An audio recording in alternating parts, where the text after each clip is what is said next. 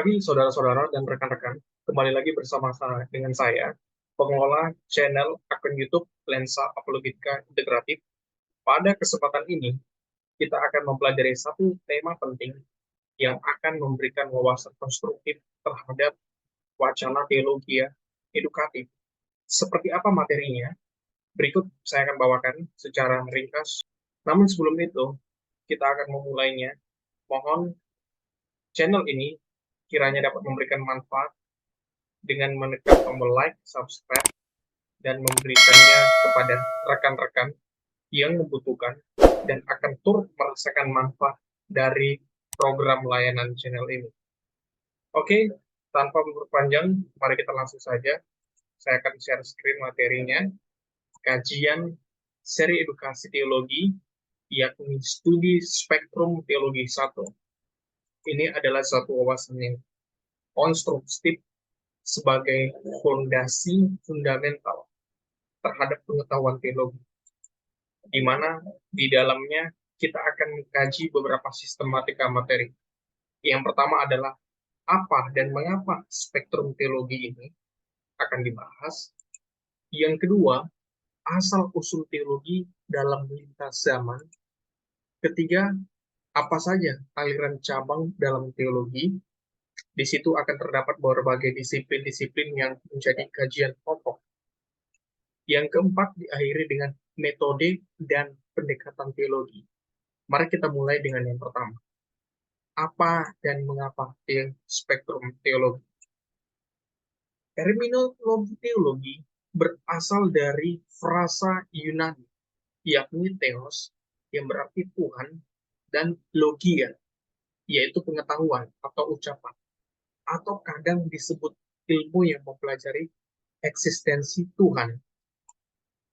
Menurut McGrath, di dalam bukunya yang berjudul Christian Theology, definisi teologi adalah studi atau ilmu yang berkaitan dengan pemahaman tentang Tuhan, keberadaan alam semesta, keyakinan, dan hubungan antara manusia dengan hal-hal rohania atau keagamaan. Teologi juga berusaha untuk menggali makna dan implikasi dari konsep-konsep agama, doktrin-doktrin, dan kepercayaan-kepercayaan yang ada di dalam suatu sistem keagamaan atau spiritualitas tertentu. Mengutip pandangan seorang teolog abad pertengahan yang terkenal, yaitu Anselmus dari Canterbury, di dalam karya atau magnum opusnya yang berjudul Proslogion, dalam bahasa Latin ia mengatakan fides quaeres intellectum, yang diterjemahkan iman yang mencari pengertian.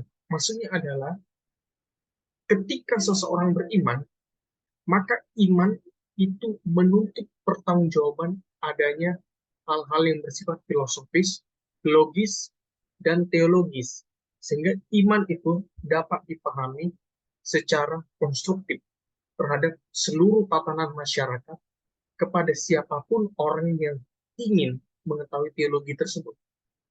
Itu adalah pandangan dari Anselmus.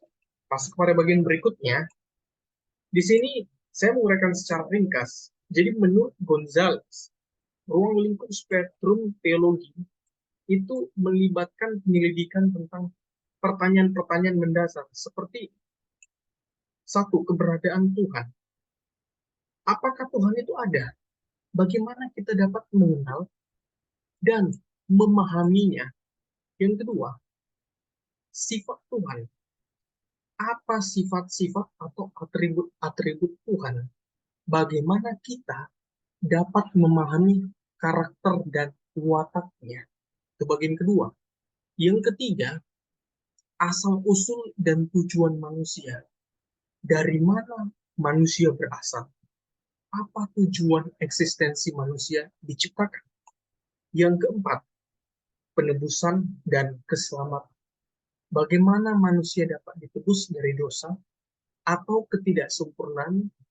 Bagaimana manusia mencapai keselamatan atau penyelamatan? Bersumber dari karya Gonzales, judul The Story of Christianity, volume pertama, dalam edisi The Early Church to the Reformation. Berikutnya, Yang keenam, ini bagian keenam, doktrin akhir zaman atau eskatologi.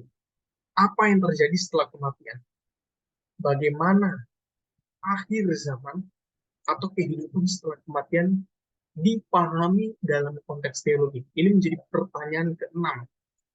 Yang ketujuh, moralitas dan etika. Bagaimana prinsip-prinsip etika dan moral dipahami dalam konteks teologi? Bagaimana keyakinan keagamaan mempengaruhi pandangan tentang tindakan yang baik atau buruk? Yang kedelapan, kepercayaan dan ajaran. Apa ajaran dasar dalam suatu agama atau sistem kepercayaan? Bagaimana ajaran-ajaran tersebut diinterpretasikan, maksudnya diterjemahkan atau dipahami dan diimplementasikan dalam kehidupan sehari-hari. 9. Hubungan antar manusia dan Tuhan. Jadi perspektif pertanyaan yang ditimbulkan adalah bagaimana sang ilahi berelasi dengan makhluk ciptaan, yaitu manusia. Apa peran doa, ibadah, dan praktik keagamaan lainnya dalam hubungan ini? Itu adalah seputar ruang lingkup daripada pertanyaan yang dimunculkan. Lalu berikutnya, menurut Smith, di dalam buku yang berjudul Introduction to Christian Theology, spektrum teologi Kristen juga merujuk pada beragam pandangan. Kita mengakui bahwasanya ada pluralitas interpretasi keyakinan yang ada di dalam kekristenan. Spektrum ini mencakup berbagai hal termasuk doktrin, pandangan moral, praktik ibadah, dan pemahaman tentang aspek-aspek teologis. Ada banyak aliran dan denominasi dalam agama Kristen. Dan perbedaan-perbedaannya, baik minor dan mayor, yang menghasilkan konsep teologi secara holistik. Nah, di dalamnya kita akan mengkaji. Menurut Frame, seorang teolog dan profesor teologi, ada beberapa alasan mengapa terdapat spektrum teologi Kristen. Yang pertama, satu, interpretasi kitab suci. Kitab suci Kristen, yaitu Alkitab, terdiri dari berbagai jenis tulisan, mulai dari hukum, sejarah, nubuat, puisi, dan ajaran moral. Ragam interpretasi ini dapat muncul karena perbedaan dalam cara setiap individu membaca dan memahami teks-teks tersebut.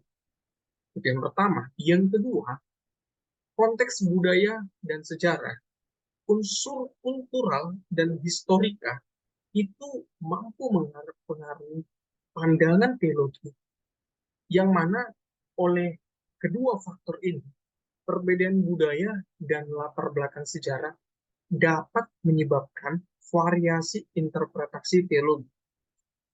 Itu yang kedua. Sekarang masuk pada bagian ketiga. Tradisi denominasi. Denominasi Kristen memiliki sejarah, ajaran, dan praktik yang berbeda. Ini dapat mengarah pada perbedaan dalam teologi antar denominasi tersebut. Frame menjelaskan yang bersumber pada Systematic Theology and Instruction to Christian Belief. Dan bagian yang keempat adalah pemahaman konseptual. Beberapa konsep teologis dalam agama Kristen seperti doktrin Trinitas, dosa asal, keselamatan, dan predestinasi cenderung rumit dan dapat diartikan atau diinterpretasi dengan ragam variasi pemahaman.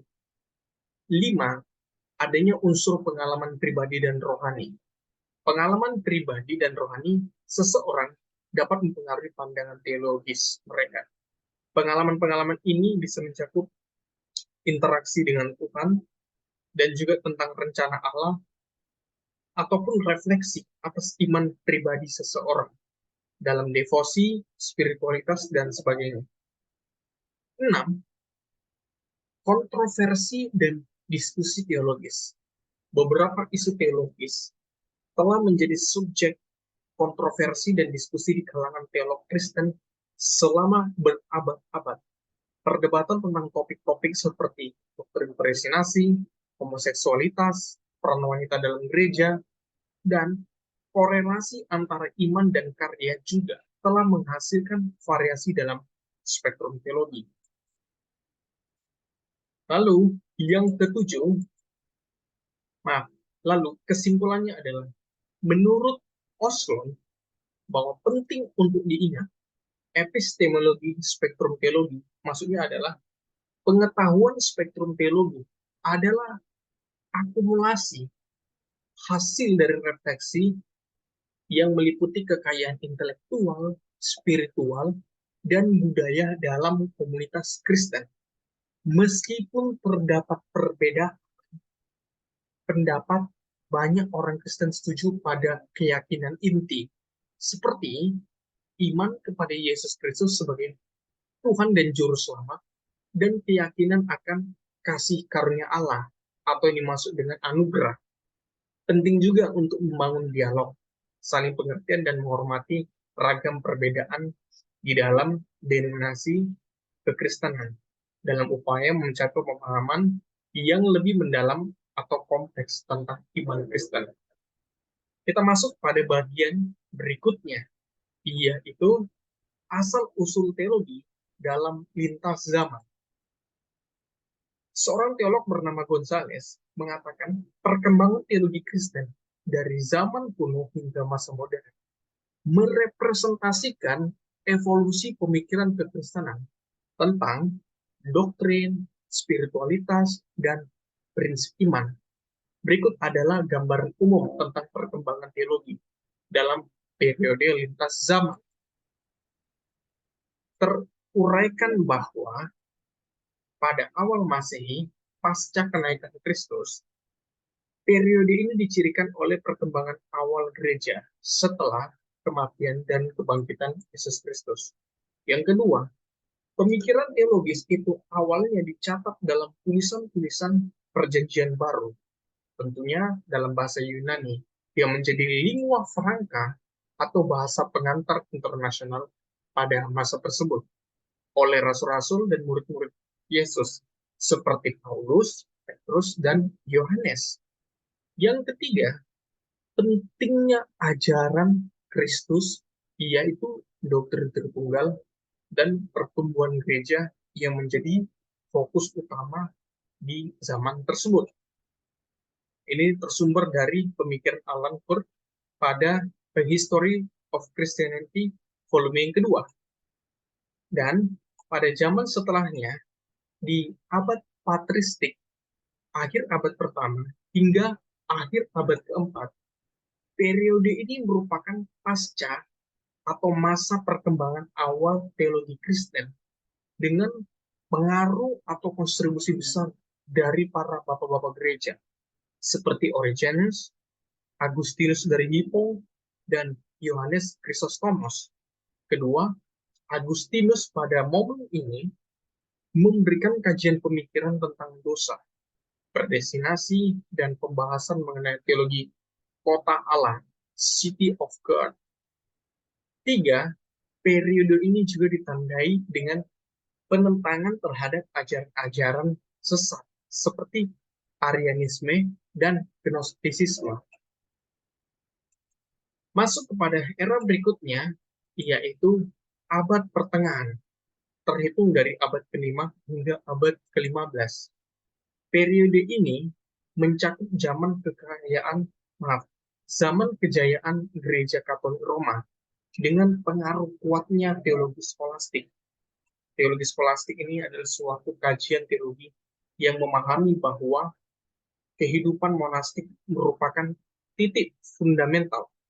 Jadi kehidupan religius itu adalah tingkat hierarki tertinggi, sehingga para umat sangat menghormati dan berkeinginan menjadi anggota-anggota komunitas yang turut serta dalam pelayanan, karena memiliki tingkat status sosial yang lebih tinggi. Yang kedua, Thomas Aquinas menjadi tokoh sentral. Maksudnya, ia merupakan seorang teolog yang dihormati dalam karya-karya magnum opusnya dan seluruh rekam jejak pemikiran beliau diabadikan dalam teologi skolastik dengan upaya memadukan teologi Kristen dengan pemikiran filsafat Aristoteles. Jadi, pada momen ini, pemikiran filsafat itu mulai diadopsi, dan kebanyakan dari para bapak gereja berfilsafat untuk apa? Menggunakan rasio mereka agar memahami eksistensi, epistemologi, teologi yang merupakan pengetahuan ilahi. Yang ketiga, Gereja Katolik Roma mengokohkan struktur keagamaannya dan merumuskan banyak doktrin dan dogma. Dan di periode berikutnya, yaitu Reformasi Protestan di abad ke-16, periode ini ditandai dengan munculnya gerakan reformasi Protestan yang dipelopori oleh tokoh-tokoh seperti Martin Luther, John Calvin, Ulrich Zwingli. Yang kedua, reformasi Protestan menentang ajaran-ajaran dan praktik-praktik yang dianggap bermasalah dalam gereja Katolik, seperti penjualan surat indulgensia untuk membangun Basilika Santo Petrus, dan di mana pada waktu itu juga maraknya korupsi oleh para pejabat gereja. Mereka menjual hal itu adalah untuk kepentingan gereja, tetapi tidak memahami akan urgensi pengetahuan kualitas iman umat. Itulah yang melatar belakangi sehingga para reformator menegaskan 5 prinsip reformasi. Pertama, seperti sola scriptura, hanya Alkitab. 2, sola fide, hanya oleh iman. 3, solus Christus, hanya melalui Kristus. 4, sola scriptura, hanya oleh anugerah. Dan yang terakhir adalah soli Deo gloria, segala kemuliaan bagi Allah. Itu adalah poin nomor 2. Sekarang poin nomor 3. Munculnya denominasi Protestan yang beragam, seperti Lutheran, Calvinis, dan Anglikan. Dan bergulir beberapa waktu ke depan, pada masa modern, abad ke-17 hingga abad ke-19, pertama, periode ini dicirikan oleh perubahan sosial, ilmiah, pemikiran filosofis yang mempengaruhi teologi. Kedua, munculnya teologi liberal yang menekankan pada rasionalitas dan penafsiran kritis terhadap teks suci. Pada masa ini juga lah kaum liberal cukup melakukan suatu studi verifikasi dan perkembangan-perkembangan yang meragukan otentisitas dan ortodoksi kitab suci. Ini adalah momen-momen kritis di mana para scholar pada waktu itu meragukan keabsahan dan sehingga mempengaruhi pertumbuhan iman Kristen. Yang ketiga adalah teologi pemulihan atau restorasi.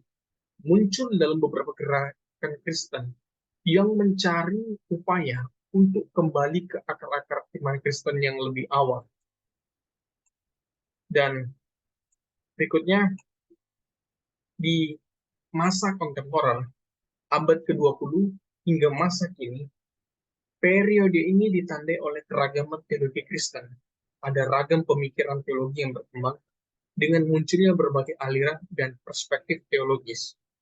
Yang kedua, dialog antar agama dan semangat ekumenisme menjadi penting dalam upaya memahami dan memperkuat hubungan di antara denominasi dan agama-agama lain. Ketiga, munculnya teologi kontekstual yang menempatkan ajaran-ajaran Kristen pada konteks budaya, ras, dan konteks sosial tertentu. Nah, kesimpulan daripada kajian asal-usul teologi dalam lintas zaman adalah perkembangan teologi Kristen terus berlanjut seiring perubahan zaman dan dinamika masyarakat. Berbagai aliran teologi mencerminkan keragaman keyakinan dan interpretasi yang melekat dalam iman Kristen. Meskipun adanya perbedaan, teologi Kristen berfungsi untuk memperkaya pemahaman umat Kristen tentang Tuhan, Alkitab, dosa, penyelamatan, dan bagaimana hidup sebagai penganut iman Kristen dalam dunia yang terus berubah. Sekarang kita masuk kepada bagian ketiga, aliran cabang disiplin teologi. Menurut McGrath, konstruksi teologi Kristen memiliki banyak cabang atau bidang yang mempelajari berbagai aspek keyakinan, doktrin, dan praktik dalam iman Kristen. Berikut adalah beberapa cabang utama dalam kajian teologi Kristen. Yang pertama adalah teologi sistematika.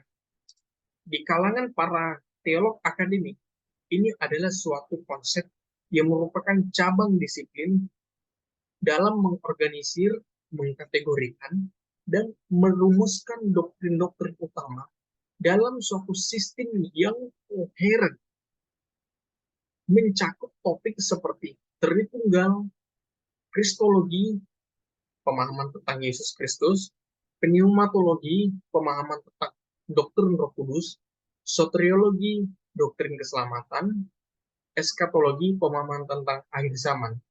Ini adalah konsep-konsep yang diakumulasikan atau dihimpun dari kitab Kejadian sampai kepada kitab Wahyu. Yang kedua, teologi biblika. Apa itu teologi biblika? Teologi biblika merupakan pengkajian teks, kitab, dan surat pada Alkitab. Sebanyak 66 kitab, itu dipahami pesan, konteks, dan aplikasi secara parsial. Meskipun dipahami bahwa Alkitab merupakan satu kesatuan, tetapi pada disiplin ilmu teologi biblika, mereka akan mengkaji ini dari pemahaman yang konstruktif. Seperti apa? Mengkaji dari unsur linguistik, bahasa asli. Bahasa asli dalam Perjanjian Lama menggunakan bahasa Ibrani, dan beberapa di antaranya ada sedikit tulisan bahasa Aram, dan bergulir pada periode intertestamental atau periode waktu kosong di mana Allah tidak berfirman, serta memulainya atau dimulainya periode era Perjanjian Baru, di mana tulisan berbahasa Yunani menjadi lingua franca, dan itulah sarana untuk mendokumentasikan Perjanjian Baru. Itu adalah konsep teologi biblika. Sekarang masuk kepada teologi historis. Apa itu teologi historis? Teologi historis adalah upaya untuk mempelajari perkembangan doktrin dan keyakinan dalam sejarah gereja Kristen. Ini melibatkan penelitian tentang pemikiran para teolog dan ajaran-ajaran yang muncul dari awal gereja hingga masa kini. Ini terkutip pada Wayne Grudem, yaitu dalam sistematik teologi. Ada ragam klasifikasi yang dilakukan untuk memahaminya. Keempat, etika Kristen. Apa itu etika Kristen? Suatu cabang ilmu yang membahas masalah-masalah etika dan moral dari perspektif Kristen. Ini melibatkan penerapan prinsip-prinsip iman Kristen dalam situasi-situasi kehidupan sehari-hari dan pertimbangan moral. 5. Teologi pastoral. Apa itu teologi pastoral?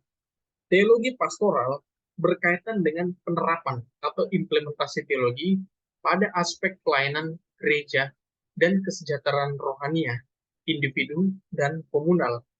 Mencakup hal seperti khotbah, konseling, pengajaran, dan pelayanan pastoral lainnya. Yang keenam adalah teologi moral. Mirip dengan etika Kristen sebenarnya. Tapi di dalam teologi moral itu membahas secara spesifik pada konsep kerangka teologis, mencakup perdebatan tentang norma-norma moral, seperti pandangan agama terhadap masalah-masalah seperti halnya aborsi, eutanasia, seksualitas, dan keadilan sosial. Itu adalah bagian yang keenam. Sekarang bagian yang ketujuh, teologi pembebasan. Jadi salah satu cabang disiplin teologi ini adalah teologi pembebasan yang menekankan problem keadilan sosial, pemberdayaan kaum tertindas atau kaum marginal, dan penentangan terhadap struktur-struktur kekuasaan yang merugikan pada tataran yang di bawah. Ini sering dihubungkan dengan konteks masyarakat yang menderita kemiskinan, ketidaksejahteraan, atau ketidaksetaraan, dan penindasan. Yang kedelapan, teologi ekologi adalah upaya untuk mempertimbangkan hubungan antara iman Kristen dan tanggung jawab manusia terhadap lingkungan alam. Ini mengajukan pertanyaan tentang bagaimana keyakinan Kristen mempengaruhi eksistensi alam dan tanggung jawab terhadap semesta atau lingkungan. Yang kesembilan adalah ekumenisme dan dialog antar agama. Ini melibatkan studi tentang hubungan antara berbagai denominasi Kristen dan dialog antara agama-agama yang berbeda. Ini mencari pemahaman dan konsep mengenai isu-isu kemanusiaan. Jadi ada 9 kajian, sebenarnya masih ada lagi, tapi setelah disarikan, diringkaskan, 9 hal inilah yang menjadi konsep paling sering dimunculkan dalam upaya edukatif untuk mempelajari konsep-konsep tersebut. Nah, berikutnya adalah metode dan pendekatan teologi. Menurut Veneman, terdapat beragam metode dan pendekatan teologi yang digunakan untuk memahami, menganalisis, dan merumuskan keyakinan doktrin dan praktik dalam iman Kristen. Beberapa di antaranya adalah sebagai berikut. Pertama adalah menggunakan metode ekspositoris. Apa itu metode ekspositoris? Metode ini melibatkan analisis dan penafsiran teks-teks suci Kristen, terutama Alkitab, yang bertujuan untuk memahami pesan teks dengan merujuk pada konteks historis. Maksudnya adalah melakukan penafsiran teks berdasarkan konteks. Kita tidak bisa melakukan penafsiran teks di luar atau meninggalkan konteks di mana penulis memaksudkan itu terhadap penerimanya. Karena setiap penulisan Alkitab itu pada dasarnya ditujukan kepada penerimanya yang sedang mengalami masalah atau problem. Dan si penulis memberikan itu sebagai sebuah jawaban. Demikian. Pada konteks historis, budaya, dan literar. Maksudnya ini literlex atau harfiah. Metode ini memungkinkan teolog untuk menggali makna mendalam dari teks, lalu menerapkannya dalam konteks keagamaan dan kehidupan masa kini. Tetapi itu tidak boleh dilepaskan dari konteksnya. Demikian. Yang kedua adalah metode historis kritis. Metode ini berfokus pada pemahaman konteks sejarah di balik teks-teks suci dan perkembangan doktrin dalam sejarah gereja. Teolog yang menggunakan pendekatan ini mempelajari bagaimana kondisi sosial, politik, dan budaya saat teks-teks tersebut ditulis untuk memahami maksud asli dan implikasi teologisnya. Ketiga adalah metode sistematika. Sebuah pendekatan ini berfokus pada pengorganisasian dan penyusunan doktrin-doktrin Kristen ke dalam suatu sistem yang koheren dan teratur. Teolog sistematis mencoba mengintegrasikan semua aspek teologi yang terkandung pada 66 kitab, lalu memberikan atau merepresentasikan kerangka yang utuh dan komprehensif. Sehingga ketika seorang teolog sistematis mengkaji suatu teks, di dalam perspektif pemikirannya sudah ada topik yang dimunculkan. Dan pada waktu topik tersebut dimunculkan, maka ia akan menganalisis, berargumen secara proporsional terhadap seluruh kajian-kajian yang telah dihimpunnya. Itu adalah metode sistematika. Yang keempat adalah Sekarang kita masuk kepada bagian keempat. Di sini adalah pendekatan teologi kontekstual. Seperti apa? Di dalam pendekatan teologi kontekstual, metode ini menghubungkan teologi dengan konteks budaya, sosial, dan politik tertentu. Ketika seorang misionaris melakukan pelayanan misi ke beberapa daerah, umumnya mereka menggunakan konteks budaya, sosial, dan politik dalam pendekatan atau penalaran Injil. Teolog mengkaji bagaimana teologi dapat relevan dan bermanfaat pada upaya pemecahan masalah dan tantangan spesifik yang terkandung dalam ruang lingkup masyarakat atau lingkungan tertentu. Itu adalah upaya-upaya pendekatan dari teologi kontekstual. Masuk kepada, maaf ini nomornya adalah nomor 5, yaitu adalah pendekatan filsafat dan akademis. Beberapa teolog mengadopsi pendekatan filosofis untuk merumuskan dan memahami konsep-konsep teologis. Mereka mungkin menggunakan kerangka kerja filsafat untuk membahas konsep seperti eksistensi Tuhan, sumber pengetahuan, dan masalah keadilan. Jadi, untuk memahami pendekatan filsafat dan akademis, ini adalah dengan memahami konsep-konsep berpikir secara filosofis, mempertanyakan akan keberadaan Tuhan. Di manakah Tuhan? Bagaimana saya bisa mengenal Tuhan? Siapa kita? Kita ada sedang di mana? Untuk apa kita diciptakan? Lalu, mengapa dunia seperti ini, penuh dengan kejahatan, dan lain sebagainya? Ini adalah seputar ruang lingkup filosofis yang akan dipecahkan pada konsep atau melalui konsep teologi. Demikian dari pendekatan filsafat dan akademis. Masuk kepada yang keenam, yaitu pendekatan praktikal dan pastoral. Apa itu? Salah satu pendekatan yang berfokus dalam implementasi teologi pada kehidupan sehari-hari dan pelayanan gereja. Teolog praktikal mencari cara-cara atau sarana untuk membantu menerapkan prinsip-prinsip iman pada upaya kehidupan sehari-hari, mengatasi masalah-masalah atau problem personal dengan menyediakan alternatif-alternatif yang akan memberikan manfaat bagi orang tersebut atau kelompok tersebut. Itu adalah bagian yang keenam.